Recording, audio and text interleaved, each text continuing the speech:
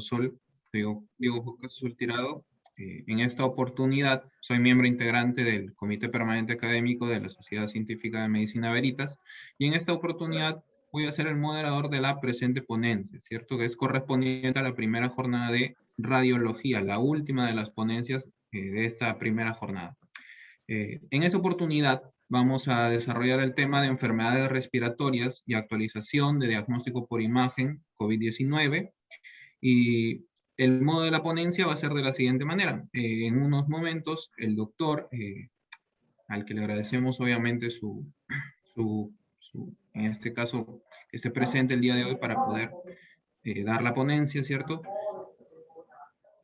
Va a comenzar en unos minutos y durante el transcurso de su ponencia le vamos a pedir a los presentes de que por favor estén atentos, porque se les va a pasar el link de asistencia, y así como también les pedimos de que dejen todas las dudas que tengan con respecto al tema en desarrollo, ¿sí? Bien, en esta oportunidad vamos a darle la bienvenida al doctor Carlos Saavedra, que es docente de USAMEC, tiene especialización en neumología, es magíster en salud ocupacional, tiene doctorado en medicina, es profesor principal a tiempo completo de la Facultad de Medicina de San Fernando, que recordemos que pertenece a la Universidad Nacional de San Marcos, ¿no? La decana de América, y así como también es expresidente de la Sociedad Peruana de Neumología. Le agradecemos, doctor Carlos, por su presencia el día de hoy y por la ponencia que está por. Bien, muchas gracias por la invitación. Siempre es bueno poder compartir los conocimientos para la mejora de la atención, ¿no? En esta oportunidad, el tema que voy a tocar es el diagnóstico por imágenes COVID-19, es un proceso de actualización, ¿no? Bien, inicialmente, bueno, ya históricamente conocemos bastante del inicio de la pandemia, ¿no? Fue visto aproximadamente a fines del año 2019, ¿no? Prácticamente el 31 de diciembre de 2019 la Organización Mundial de la Salud ya sabemos que reporta estos casos en la ciudad de Wuhan, en la provincia de Hubei de China. Son los primeros casos de coronavirus que se presentaba como SARS-CoV-2 en la enfermedad conocida como COVID-19. Luego tenemos que la Organización Mundial de la Salud anuncia que había detectado un nuevo caso en las muestras tomadas de estos pacientes que habían debutado en China, y escribe prácticamente que desde entonces la epidemia se ha intensificado y se ha extendido rápidamente en todo el mundo, y han habido ya controles básicamente una primera ola, una segunda ola y así sucesivamente hasta la actualidad, ¿no? En donde ya está empezando a ver el control de la enfermedad en muchos países, ¿no?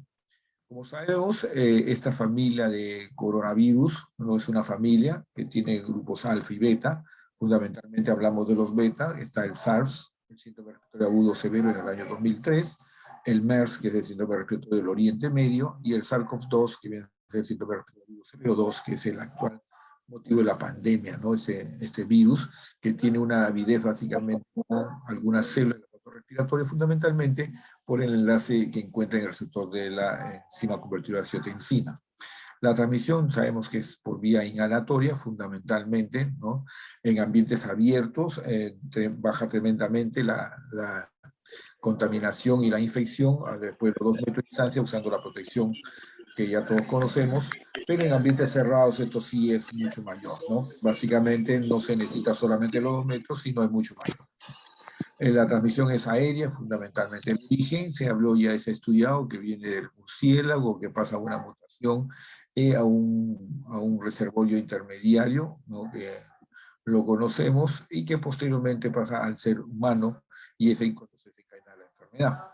Este virus busca el ingreso a raíz de la enzima convertidora de angiotensina para el ingreso a la célula, y posteriormente este genoma viral que está ingresando va a tener una vía de replicación, básicamente, sobre todo al aparato Golgi, donde va a empezar a replicarse en el retículo endoplasmático y se genera un nuevo virus y que vuelve a hacer una infección y una replicación viral, ¿no? Ingresa el virus a la vía respiratoria baja, al alveolo, y en el alveolo lo que va a producir al final de cuentas es desde el ingreso que tiene, ¿no? Hacia esas células fundamentalmente linfocito tipo 2, ¿no? Y posteriormente produciendo esa alteración de la aplicación celular de la apoptosis, y con lo que va a llevar prácticamente a que empiece a persistir un daño a nivel también del linfocito tipo 2, y por eso que también hay una activación del surfactante. Posteriormente va a haber un compromiso fundamentalmente en el intersticio con fibroblastos, y llegando a un compromiso también endotelial fundamentalmente, y dando un gran compromiso severo intersticial fundamentalmente, ¿no? Entonces es una enfermedad del daño, de daño intersticial predominantemente, como todo componente viral. La historia del COVID nos ha enseñado que del grupo de pacientes que tienen COVID, el 30%, aproximadamente, algunas series hablan hasta del 40%, son totalmente asintomáticos, pero eso no significa que no contagian. Sí están contagiando básicamente, predominantemente en los primeros días, pero eso no significa que puedan contagiar más días, sino inclusive hasta 14 días después del inicio de la inoculación del virus o el ingreso de la persona. Por otra parte, tenemos un grupo del que viene a ser más o menos 55% de todos los pacientes que dan síntomas leves a moderados, que también van a tener un periodo de incubación de aproximadamente 4 a 5 días, y posiblemente van a tener unos síntomas bastante leves y controlables que pueden durar hasta el día 10, y posteriormente ya el sistema inmune se encarga de controlar la enfermedad, pero estos pacientes siguen contagiando en menor cuantía, obviamente hasta el día 21. Y tenemos un grupo que es los pacientes severos, que son los que se utilizan ese 15%, un 5% que van a las unidades de cuidados intensivos generalmente, y estos son pacientes que muchas veces fallecen, dependiendo de la magnitud de la carga viral, y actualmente pues los que fallecen vienen a ser los pacientes significativamente los no vacunados. Y los pacientes que tienen síntomas severos, que se manejan con oxigenoterapia, que se hospitalizan, también van a tener un periodo de incubación y un periodo de contagio mayor, básicamente, hasta llegando hasta 25 días aproximadamente, ¿no? Sabemos que la enfermedad va a tener una mortalidad que va entre no más allá del 3 al 5%, dependiendo de las series, y sobre todo los pacientes severos que hacen daño, ¿no? Y fundamentalmente ya muchos han hablado de la tormenta de citoquinas, que es un evento netamente inflamatorio, una respuesta disregulada, una respuesta alterada del sistema inmunitario, tanto inespecífico como específico, ¿no? Lo cierto es que la enfermedad produce una primera etapa ya bastante conocida, esa etapa donde existe una gran replicación viral, que generalmente el sistema inmunitario de la persona puede controlar en la mayoría de los pacientes en esta zona. Algunos pacientes van a tener un cuadro de fiebre, un cuadro diarreico, un cuadro de cefalea, tos seca, ¿no? Y donde ya va a haber ciertos marcadores de linfopenia, por ejemplo, un incremento del nivel de OPHL. Luego pasa una fase pulmonar que se divide en dos fases, 2A y 2B. Una fase 2A donde todavía existe respuesta viral importante, en donde existe replicación viral a nivel del parénquima pulmonar, y una fase de respuesta inmunitaria, fundamentalmente, ¿no? El grupo de pacientes controlan, hasta este momento se puede encontrar hasta casi el 90% de los pacientes se controlan máximo en esta etapa. Pero posteriormente pasa una etapa de la hiperinflamación, que viene a ser netamente el compromiso. ¿Podrían apagar un micro, por favor? Ya, gracias. La fase de hiperinflamación, que viene a ser lo que es la tormenta de citoquinas, y donde el paciente entra en un síntoma respiratorio, de un distrés respiratorio, ¿no? Aquí los pacientes se suelen infectar, muchos de ellos, y también tienen infecciones sobreagregadas intrahospitalarias. Se describe que no más allá del 10% del total de los pacientes que tienen COVID deberían recibir solamente cobertura antibiótica. Definitivamente los pacientes COVID manejados en forma ambulatoria no tienen por qué estar recibiendo cobertura antibiótica, ¿no? Lo cierto de que dan unos síntomas, fundamentalmente fiebre, escalofríos, dolor musculares, corporales, pérdida reciente del olfato y del gusto, náusea, vómito, síndrome diarreico, a diferencia de algunos pacientes que también tienen dificultad respiratoria. En un grupo de pacientes con COVID van a ser dificultad respiratoria, fatiga, cefalea, dolor de garganta, pero también son síntomas comunes para los pacientes que hacen eventos estacionarios o inclusive procesos virales, básicamente. Y la sintomatología en más o menos a largo plazo, o sea, lo que llamamos post-COVID, se dice que casi el 80% de pacientes que tuvieron COVID van a presentar algún síntoma post-COVID, y uno de los más frecuentes viene a ser la fatiga, seguido del dolor de cabeza o trastorno de la atención, ansiedad, trastornos digestivos, algunos tienen hiperglicemia y dolor de garganta, y ven una cantidad de síntomas que se pueden presentar con esos pacientes que tienen post-COVID fundamentalmente.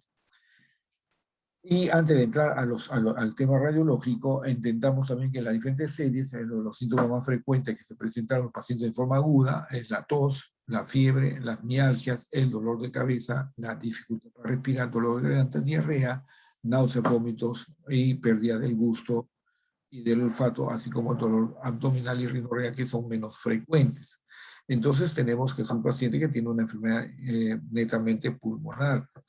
En un estudio de 44.000 pacientes con infección confirmada, el 81%, o sea, de los que tuvieron síntomas, pues fueron problemas leves, y un 14% problemas severos, y de ellos un 5% que prácticamente viene a ser restante, de este 20% restante, que hacen la insuficiencia respiratoria. Entonces siempre se va a mantener más o menos esa posibilidad. Bien, vamos a evaluar ya de frente al tema que nos compete, que viene a ser las imágenes en el paciente COVID.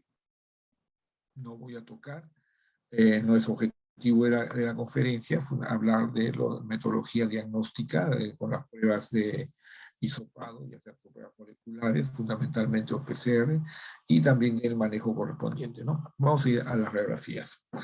Definitivamente pueden haber causas de falsos positivos en la radiografía de tórax, por falta de una mala inspiración, y que puede dar la apariencia de ciertos infiltrados basales, fundamentalmente, ¿no? Como lo que se ve en las radiografías A y B, donde hay radiografías de poca inspiración, es una mujer de 38 años con clínica sospechosa de enfermedad del COVID. La letra A, la imagen de que está en la letra A, es una radiografía de tórax posterior anterior con aumento de la densidad bilateral de predominio en campos inferiores, como uno puede ver en estas zonas, básicamente, que hay mayor compromiso, pero que debe ser no por un compromiso parenquimal, sino fundamentalmente por una mala técnica, ¿no? Y sobre todo también donde están las imágenes, vemos esa flecha donde vemos ahí un cierto compromiso aparentemente parenquimal por la escasa inspiración que tiene, ¿no? Y eso uno lo puede visualizar porque uno puede ver los arcos en una orientación bastante vertical, en donde no vemos estos espacios intercostales y vemos menos arcos costales en comparación con una radiografía bien inflamada. El mismo paciente con una repetición de una radiografía de tórax con pocos minutos tras una inspiración forzada y obviamente aumenta el campo pulmonar y donde desaparecen aquellas lesiones que habían dado una sospecha inicial de enfermedad intersticial. Entonces, muchas veces pueden haber esos problemas de mala inspiración o prominencias mamarias o el mal posicionamiento del paciente que puede condicionar que las escamas y las partes blandas se proyecten sobre los campos pulmonares, aumentando la densidad de la periferia del pulmón y simulando opacidad sin vidrio desmerilado o deslustrado fundamentalmente, ¿no? La sensibilidad de la radiografía de tórax siempre va a ser menor que la sensibilidad de la tomografía, 69%, 70% versus su casi un 98%. Sin que esto significa que la tomografía es un gol estándar. Definitivamente la tomografía se va a reservar para un grupo de pacientes. La radiografía de tórax puede ser normal, inclusive en pacientes que tienen enfermedad leve o en pacientes asintomáticos pueden también haber lesiones a veces en la radiografía pulmonar, pero de poca significancia. Pero veamos, en esas personas que tienen síntomas leves, pueden tener radiografía normal, sobre todo al inicio de la enfermedad, ¿no? Recuerden que en la primera semana todavía no hay mucho compromiso pulmonar y en la primera semana si toman una radiografía puede ser negativa, ¿no? Pero es poco probable que los pacientes con clínica moderada o grave tengan una radiografía normal. Definitivamente, cuanto más síntomas tiene el paciente, pasa a ser un paciente con sintomatología moderada o severa, ya él tiene una alteración de radiografía. Poco probable que veamos una radiografía normal ahí. La mayoría son patologías que aquellos precisan una hospitalización, el 70% del ingreso y el 80% en algún momento del ingreso. O sea, los pacientes que se hospitalizaron, prácticamente la mayoría, más del 70% del ingreso, tenían una radiografía patológica y el 80% en algún momento de su ingreso.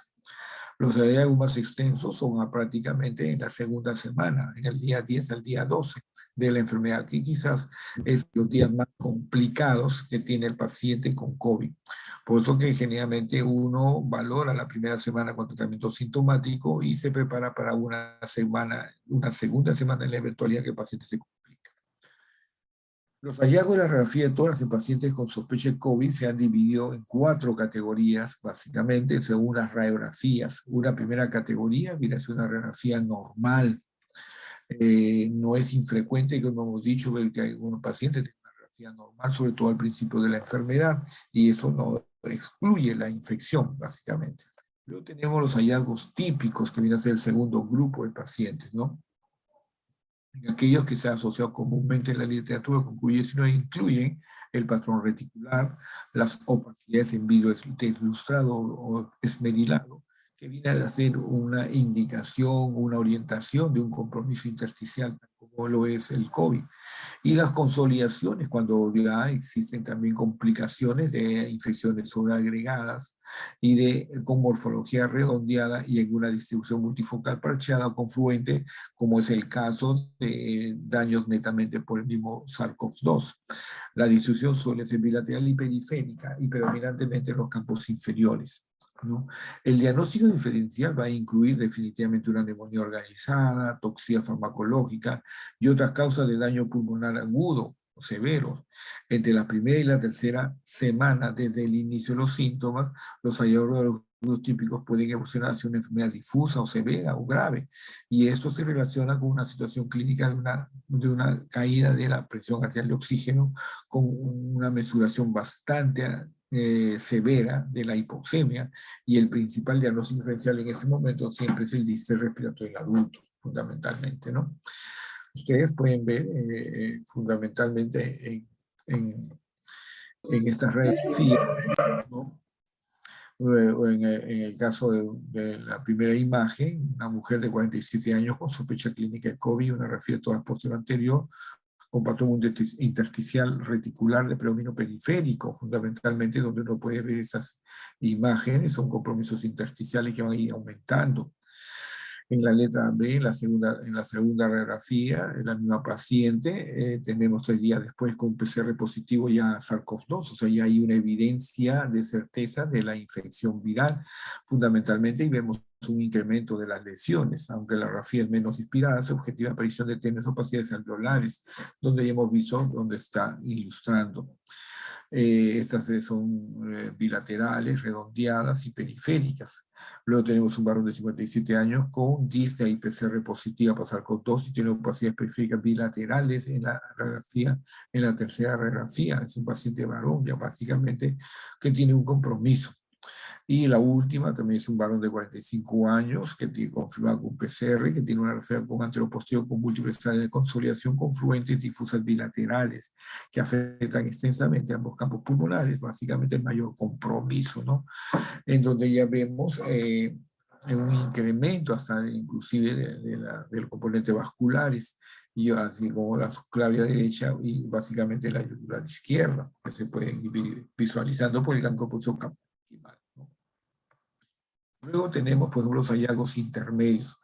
Cuando hablamos de hallazgos intermedios, estamos hablando de que pueden presentarse en caso de neumonía por COVID, que pueden haber otras causas, por ejemplo, entonces no son unilaterales, es mucho más raro que el COVID sea unilateral, ¿no? Puede haber virus esmerilado también, entre los inferiores, como en la figura que vemos acá, el diagnóstico de otras infecciones y edema pulmonar, puede ser una neumonía bacteriana tranquilamente.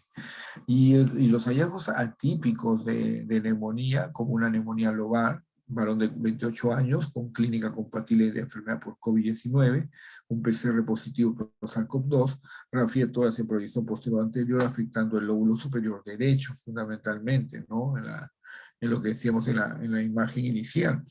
En cambio, en las imágenes que continúan, la parte inferior, vamos a tener de que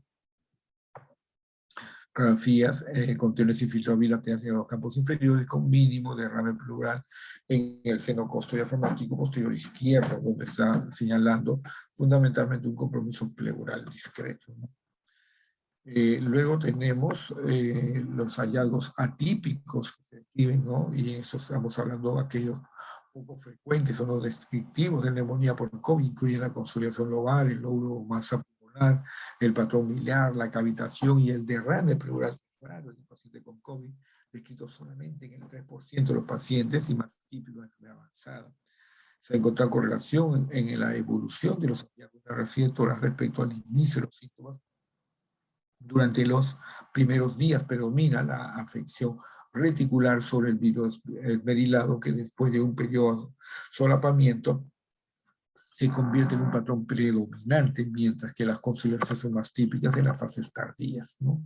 Como se puede ver en las imágenes. Las radiografías también nos sirven para tomar una escala de graduación de la enfermedad, ¿no? Y así han surgido muchas escalas, básicamente, o estrategias para medir, ¿no?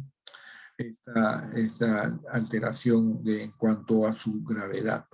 Los objetivos de medir, de valorar la graduación de la enfermedad es establecer un lenguaje común para clasificar para la percepción grave de esta enfermedad, correlacionar la gravedad con la afectación radiológica y con parámetros clínicos demográficos y ayudar a la monitorización de la evolución clínica, ¿no?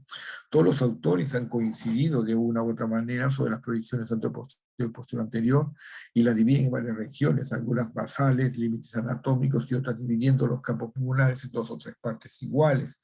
Para establecer la gravedad, algunos autores asignan un valor cuantitativo al tipo de afectación y al número y porcentaje de los campos afectados, obteniendo al final un score de gravedad. Y es así como se pueden tener esos scores de gravedad, por ejemplo, métodos de graduación de afección pulmonar secundaria en el COVID mediante una grafía de pulmones. El método de graduación sugerido por Hersey y colaborada mediante una línea horizontal superior en el borde inferior del callado de la aorta, básicamente, y otra línea horizontal inferior en el borde inferior de las venas pulmonares. Y se obtienen 6 campos, ¿no? A, B, C, D, E, F.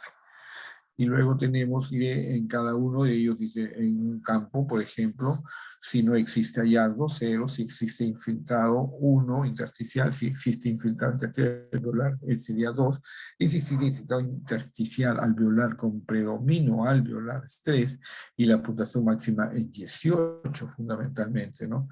Y es así como que se puede evaluar. Siguiendo esta graduación, se presentan las puntuaciones de A2, B3, C3, 3, E3 y F3, y dando una puntuación de 17 sobre 18. De pulmón con el método de adaptación de Rayleigh, ¿no? Propuesto por Warren, ¿no? Ideado inicialmente para graduar la gravedad del edema pulmonar agudo mediante una línea vertical sobre la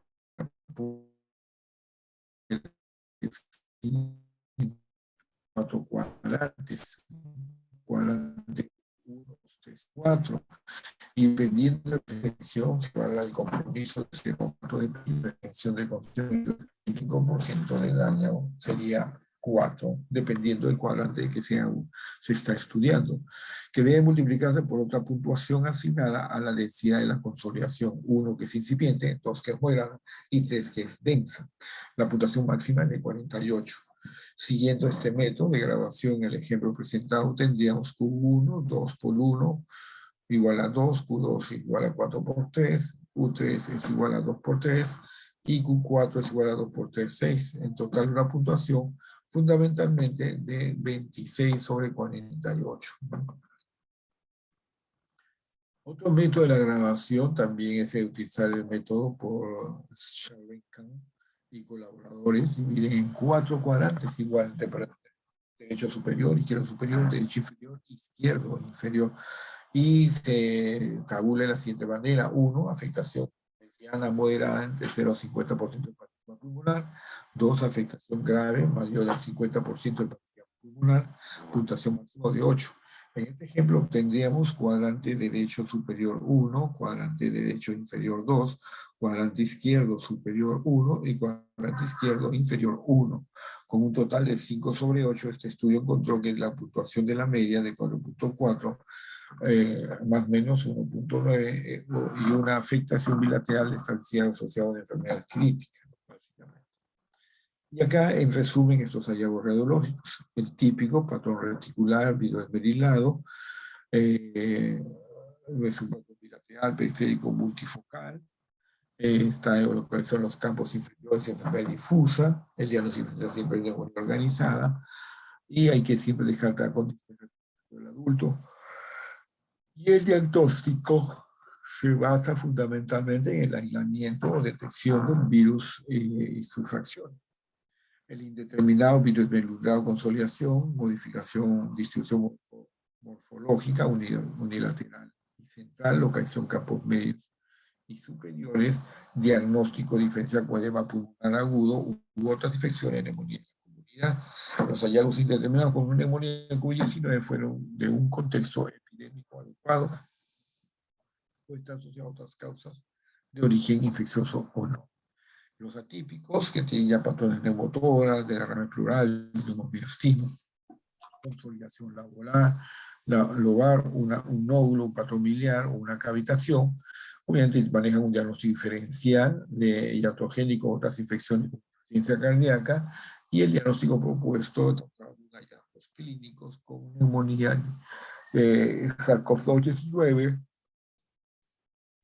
y considerar definitivamente otros diagnósticos alternativos. Y otro patrón de la radiografía normal sin hallazgos patológicos, la radiografía es normal al inicio de la enfermedad y no existe signo de neumonía. La ausencia de hallazgos radiológicos puede darse en estadios iniciales de la enfermedad del COVID-19. Ahora aterrizamos un poco el contexto de las imágenes desde el punto de vista de la tomografía y el COVID-19. La tomografía de tórax de alta resolución es una prueba accesible, rápida, y se considera la prueba de imagen más sensible para detectar COVID-19, con una sensibilidad descrita del 97%. En algunos estudios se ha visto que los hallazgos de la tomografía torácica pueden preceder la positividad del PCR.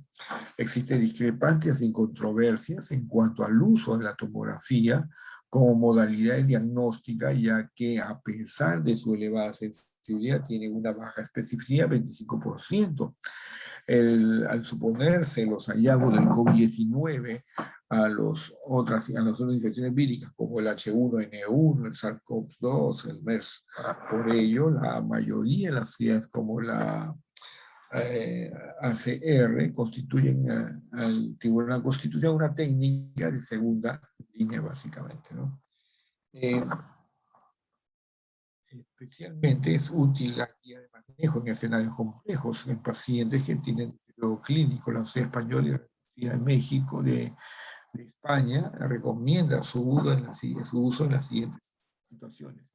Discrepancia clínica, analítica, radiológica, debe usarse programas de tomografía espinal multicorte, pacientes graves con alta sospecha clínica, analítica, de radiografía normal, dificultad para obtener un PCR y con ello PCR negativo o una conyugante, debe hacerse una tomografía de tórax. Paciente con COVID-19 confirmado en empeoramiento clínico y analítico con sospecha de embolia pulmonar sobre infección y aparición de derrame. En este caso, hay que dar amplias coberturas antibióticas con los antibióticos y valorar en lo sucesivo.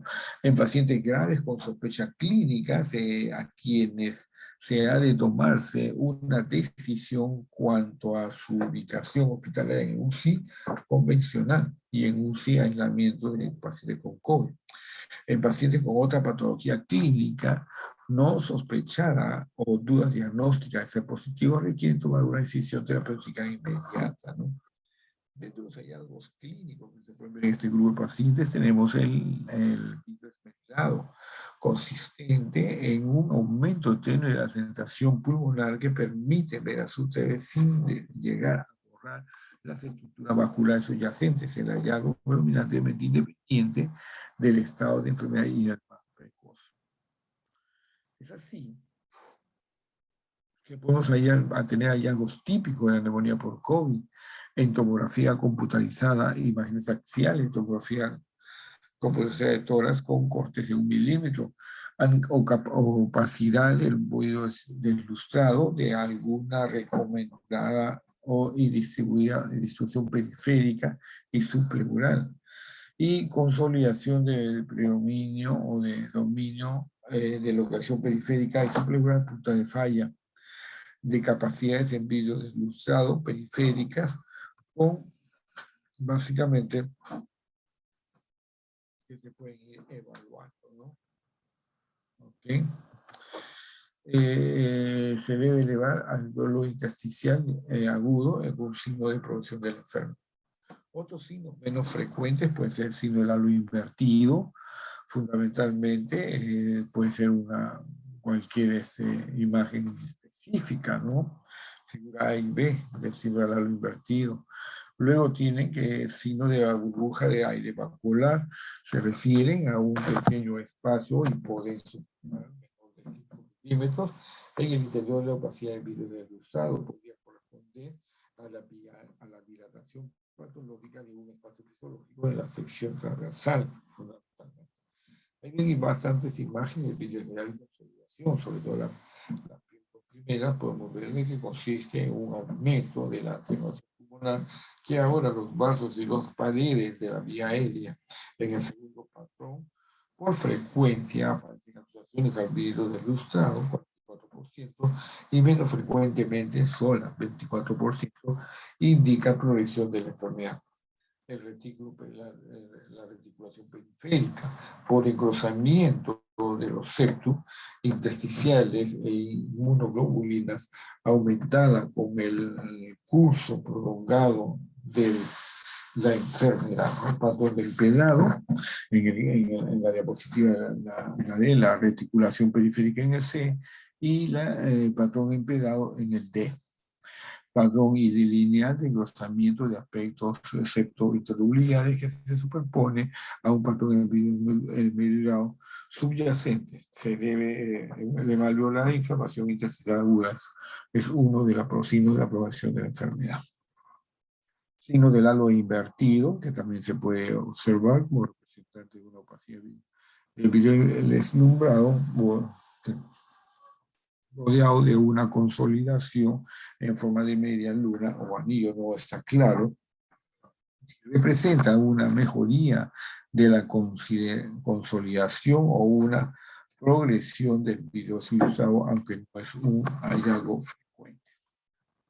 El signo de la burbuja del aire, que se refiere a un pequeño espacio hipodenso pulmonar menos de 5 milímetros en el interior de la opacidad del vidrio esmerilado, debería corresponder a una dilatación patológica, ¿no? Luego tenemos también los cambios de la vía aérea con dilataciones bronquiales en las áreas de vidrio deslumbrado y el cruzamiento de la pared bronquial por inflamación fundamental.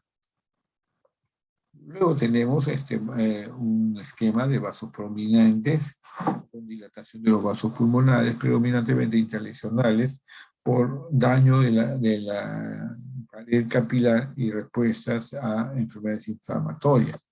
La línea curvilínea, subpleural línea B, opacidades curvilíneas finas con un grosor de 1 a 3 milímetros, localizada paralelamente a la pleura y menos de 1 centímetro de la superficie pleural, se relaciona con edema y fibrosis fundamentalmente. Otro hallazgo no menos frecuente es la banda parenquimatosa subpleural, opacidad lineal habitualmente de 1 a 3 milímetros de grosor y que hasta 5 centímetros original, localizados perpendicular a la pleura visceral, hasta que se suela extender, que a menudo está engrosada y retraída en el punto de contacto. Refleja una fibrosis parenquimatosa y se asocia habitualmente a la distorsión de la arquitectura pulmonar. Las líneas hipotenuantes entre pleura visceral y las lesiones. El derrame pleural, el derrame pericardio y las linfoadeenopatías, los cambios quísticos y motores son algunos de los hallazgos pocos comunes pero posibles observados en la progresión de la enfermedad. Es generalmente asociado a cuadros graves. Después tenemos en cuanto a la localización y distribución. La afectación suele ser multifocal, bilateral, de distribución pequeña y periférica. Puede haber opacidades en vidrio deslustrado y laterales, principalmente en las fases tempranas. Aunque todos los segmentos pulmonares pueden estar involucrados, existe predilección por los lóbulos inferiores. Ninguno de los hallazgos descritos es exclusivo de manera por COVID, sí, pero la distribución típica y la combinación de aquellos con el contexto epidemiológico sugieren fuertemente su diagnóstico.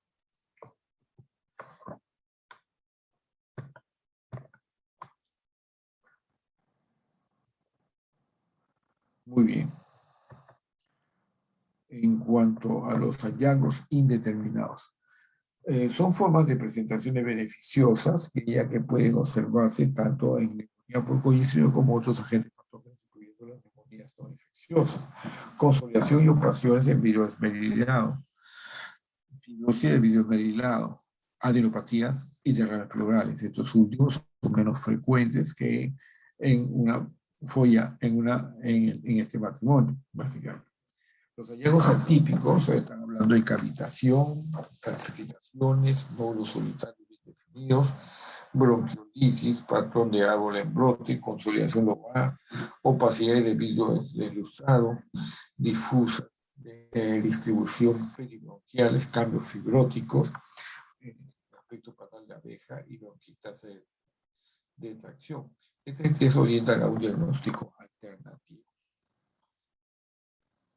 Ahí se ve una tomografía con vidrio esmerilado bastante marcado, ¿no? Existe una relación entre los valores gráficos y el tiempo transcurrido desde el inicio de los síntomas. Existe una fase temprana, que es de los primeros 4 días, después del comienzo de los síntomas, predominantemente el patrón de vidrio esmerilado, con afectación uniobilateral y multifocal. Puede mostrarse una morfología redondeada. La tomografía también puede ser normal, 50% de los 2 primeros días. Luego tenemos enfermedad progresiva en la tomografía. Y cuando hablamos de enfermedad progresiva nos estamos refiriendo fundamentalmente a la afectación en vidrio deslustrado que progresa rápidamente a extensión y se hace bilateral, difusa con afectación multilobar. En esta etapa puede aparecer áreas de patrón de empredado o de consolidación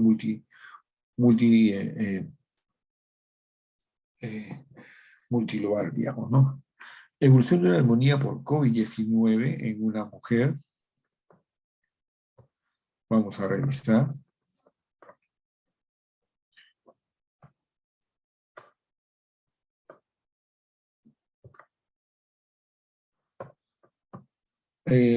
Una mujer de 50 años, imágenes axiales, tomografía computarizada de tórax de 1 milímetro de espesor a la altura de la carina.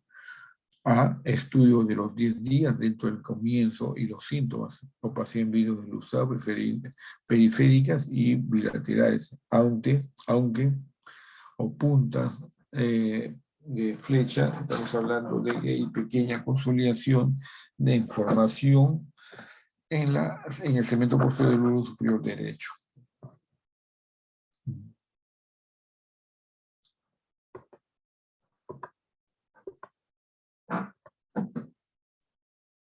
Veamos.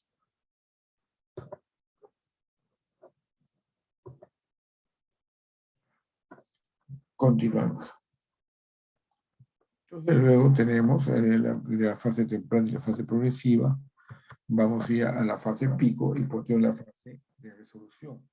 La fase pico de 9 a 13 días conserva máxima afectación con áreas de vidrio deslustrado que se transforman en consolidación. La consolidación de la afectación predominantemente pueden deberse a broncogramas. Y la fase de resolución o resolutiva mayor de 14 días, la reabsorción de las consolidaciones se manifiesta otra vez como opacidades en vidrio deslustrado que pueden asociarse a dilataciones bronquiales con distorsión subpleural. Puede aparecer tanto bandas parenquimatosas subpleurales como líneas curvas subpleurales. La evolución de las lesiones es fuertemente asincrónica con áreas de nuestra absorción a otros eventos progresivos.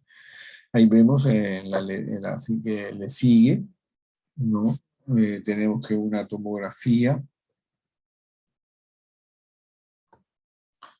tomografía de tórax de 15 días después de realizarse la primera evolución de las opacidades de epitelio. Tomografía a los 32 días después de realizarse la primera reabsorción parcial de la consolidación de pluma de fecha del engrosamiento pleural, básicamente. Acá tenemos otras imágenes. Existe una relación entre estos hallazgos y así pasamos a la fase pico. En la fase pico se observa máxima afectación con áreas de vidrio deslustrado que se transforman en consolidación. La consolidación es prefabricada, ¿no? Es fundamentalmente predominante, ¿no? Evaluar broncograma aéreo y cuidado con el ingreso a ambientes bastante cerrados usando mascarilla, doble mascarilla y protector facial. Fase de refunción mayor de 14 días, la reabsorción de las consolidaciones se manifiesta otra vez como opacidades en vidrio deslustrado que suelen asociarse a dilataciones bronquiales con distorsión subpleural y pueden aparecer tanto bandas parenquimatosas subpleurales como líneas curvas subpleurales. La subpleuralidad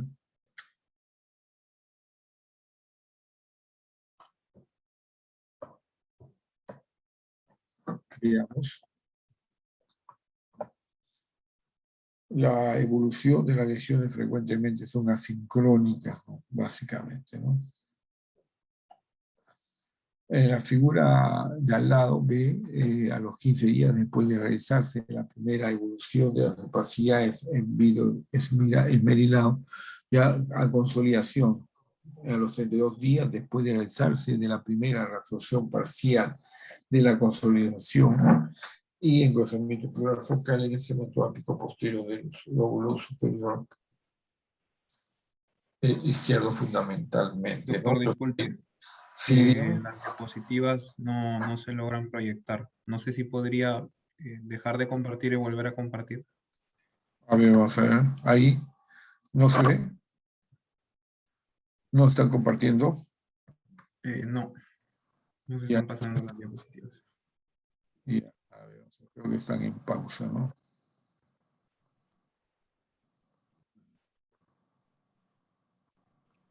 Voy a volver a compartir.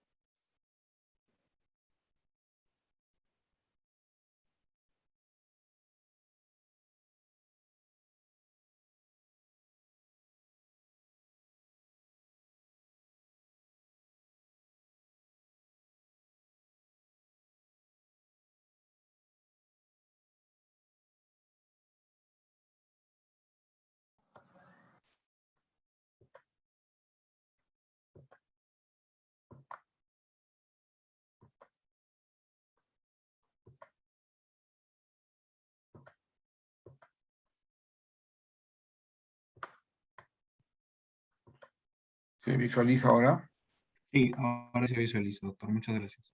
Ok, un ratito. Bien, continuamos. Entonces, voy a retroceder. Yo decía, le estaba explicando de que en cuanto hablamos de la tomografía, fundamentalmente, vemos se han dicho cuatro etapas evolutivas, ¿no?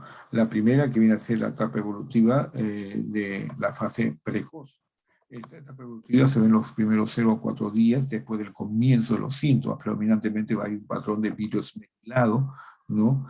Que puede mostrarse una morfología redondeada. La tomografía también puede ser normal a los 50% de los 2 primeros días, puede haber radiografía normal. Entonces estamos hablando de una etapa inicial. Una fase progresiva, cuando se presenta de 5 a 8 días. La afectación en vidrio del lustrado progresa rápidamente a extensiones y se hace bilateral, difusa con afectación multifocal. En esta etapa puede aparecer áreas de patrón de vidrio de empedrado y consolidaciones. Acá, por ejemplo, tenemos la evolución de una neumonía de COVID-19 con una mujer de 56 años, imágenes axiales de tomografía computarizada de 1 milímetro de espesor a la altura de la carina, vemos la bifurcación de la carina. Hay un estudio de a los 10 días del comienzo de los síntomas o pacientes en vidrio esmerilado, ¿no? Donde se visualizan las flechas, ¿no? Y pequeña consolidación en formación en el segmento fundamentalmente, en el segmento posterior que se puede visualizar del lóbulo superior derecho, ¿no? Luego tenemos, ¿no? En la fase pico, estamos hablando del día 9 al día 13, la enfermedad se observa máxima afectación en área de vidrio esmerilado, ¿no? Que se transforma en consolidación. La consolidación es una afectación predominantemente, puede verse con programa aéreo, patrón de empedrado en el siglo del halo invertido. Y por último, una fase de resolución que es más de 14 días de enfermedad. La resolución de las consolidaciones se manifiestan otra vez como pacientes en vidrio deslustrado que pueden asociarse a dilataciones bronquiales con distorsión subpleurales. Puede aparecer tanto bandas parenquimatosas subpleurales como líneas de curvas subpleurales. La evolución de estas lesiones frecuentemente es asincrónica. Acá podemos ver, por ejemplo, en esta imagen, una tomografía a los 15 días de evolución que se ve una evolución del vidrio esmerilado a consolidaciones, básicamente. Y posteriormente tenemos en la imagen, en esta última imagen, una tomografía a los 32 días, ya en fase resolutiva. Todo lo que está quedando básicamente extractos fibrosos, engrosamientos pleurales, focales en segmento óptico posterior y lóbulo superior izquierdo, y se ve básicamente este compromiso de afectación residual. La Sociedad Americana de Radiología, vemos acá los hallazgos típicos, los hallazgos intermedios, los hallazgos atípicos y los hallazgos negativos, básicamente de una tomografía. Y que hablamos de los hallazgos típicos, opacidad de vidrio esmerilado con o sin consolidación o patrón empedrado, bilateral periféricas, globales, signo del halo invertido u otros hallazgos de neumonía organizada, cuando son indeterminados, ausencia de hallazgos típicos, no vemos ningún hallazgo tipo, opacidades en vidrio deslustrado y consolidaciones no periféricas, sino redondas, afectación unilateral y escasa opacidad en vidrio esmerilado, y hallazgos atípicos son ausencia de signos típicos o indeterminados, con presencia de consolidaciones segmentarias o globales, nódulos por centrolobulillares o distribución del árbol en brote, y por último cavitación y hallazgos negativos. No hay hallazgo en la tomografía que sugieren neumonía fundamentalmente. Luego tenemos que la Sociedad Holandesa de Radiografía propone un consenso para el informe estructurado de los hallazgos de la tomografía torácica en los pacientes con sospecha de COVID y llevar la clasificación de CORRATS con una escala de sospecha de 5 puntos, desde muy bajo CORRATS 1 hasta muy alto CORRATS 5, desarrollados para pacientes con síntomas moderados a graves de prevalencia. Básicamente tenemos acá el nivel de sospecha, que no es interpretable, con RATS 0, técnicamente insuficiente para asignar una puntuación, con RATS 1, que hay un nivel muy bajo de sospecha del COVID-19, típico para las infecciones, por ejemplo, como el COVID-19, ejemplo de la bronquiolitis, o la broncolitis en tuberculosis. El CORRATS 3 ya es indeterminado, características compatibles del COVID-19, pero que también con otras enfermedades, por ejemplo, hay pacientes en vidrio unilateral o neumonía lobar, el diagnóstico no se puede excluir.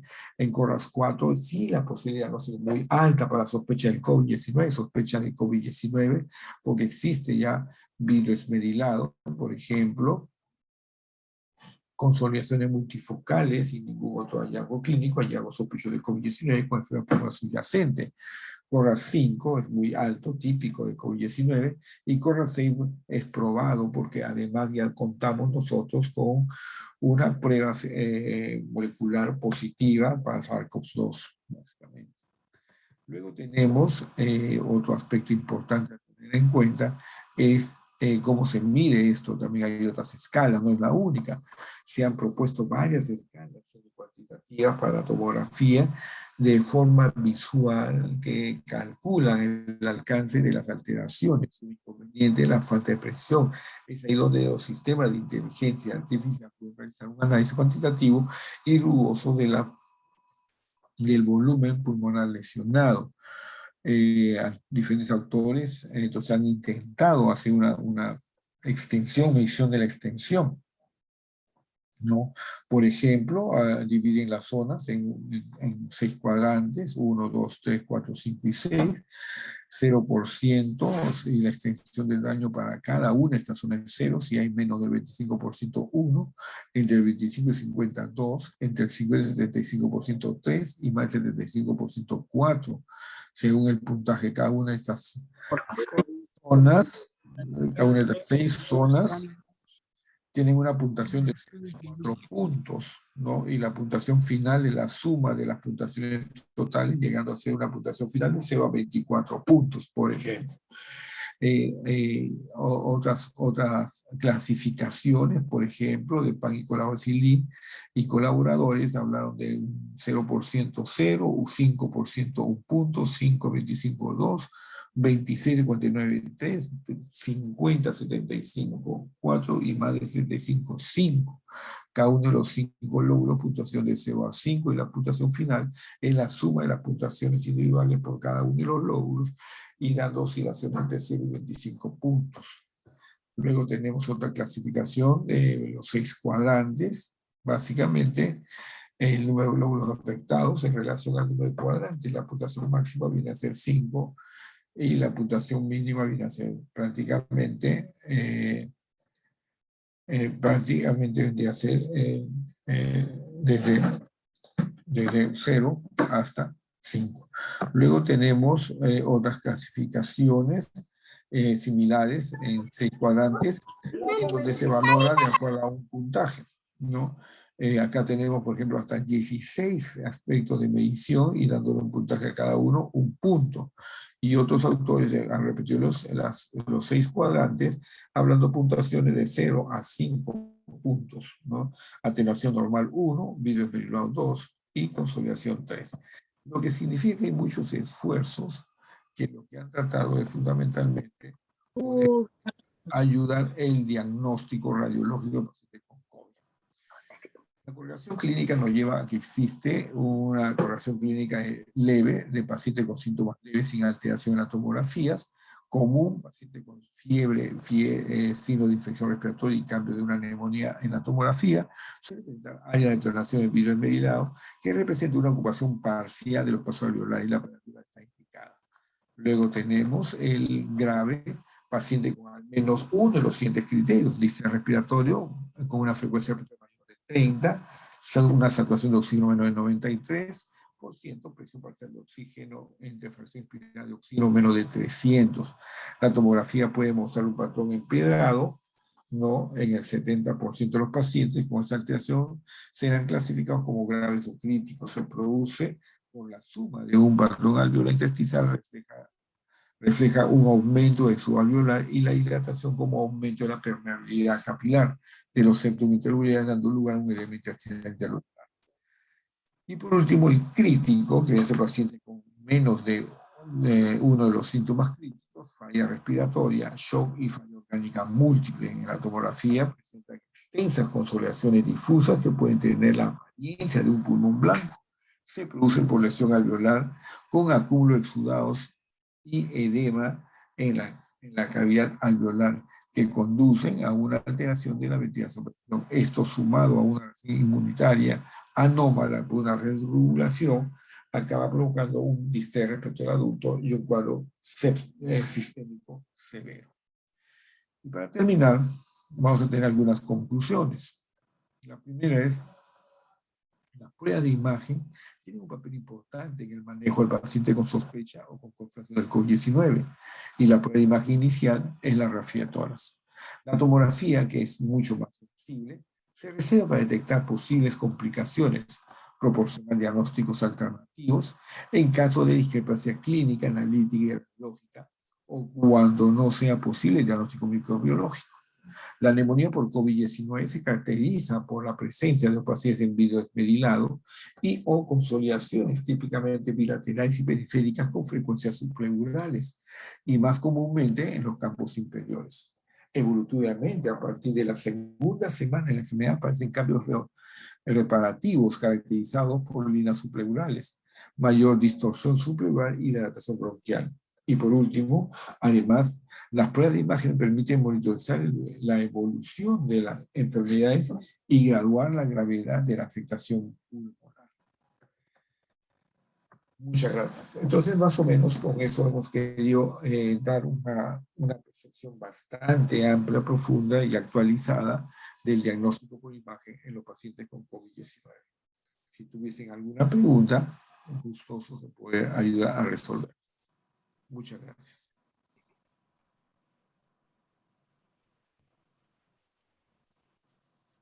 Doctor, me escribieron por interno y me hicieron una pregunta. ¿Qué cosas podrían ocasionar falsos positivos en lo que vienen a ser las radiografías de tórax en el caso del diagnóstico por imagen en COVID-19? En primer lugar, desde una mala técnica, ¿no? Y cuando no estamos en esa es una mala técnica, pues una radiografía poca inspirada o mal inspirada, puede dar sombras aparentes de compresión pulmonar sin haberlas. Segundo, cuando la enfermedad es temprana, mi radiografía puede ser normal y no descarta que haya infección. Tercero, cuando la enfermedad no tiene signos típicos de vidrio esmerilado.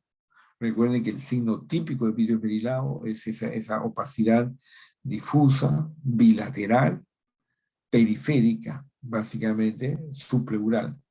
Pero si yo tengo una imagen que no sea típica, ya sea lobar, etcétera, o cualesquiera que sea de ramas plurales cavidades, definitivamente se aleja la posibilidad del diagnóstico por COVID. Entonces, es por eso que se hacen ese tipo de escalas, para tratar de tener la imagen típica. La imagen típica siempre va a ser virus esmerilado, pero esos virus esmerilados se van a presentar generalmente a fines de la primera semana o durante la segunda semana, dependiendo de la magnitud de los pacientes.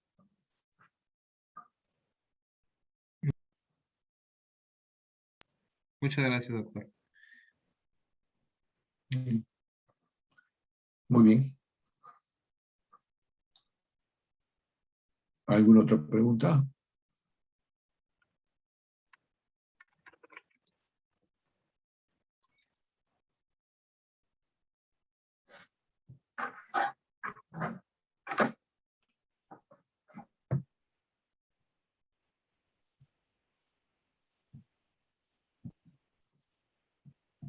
Creo que no hay preguntas. No sé si habrá preguntas.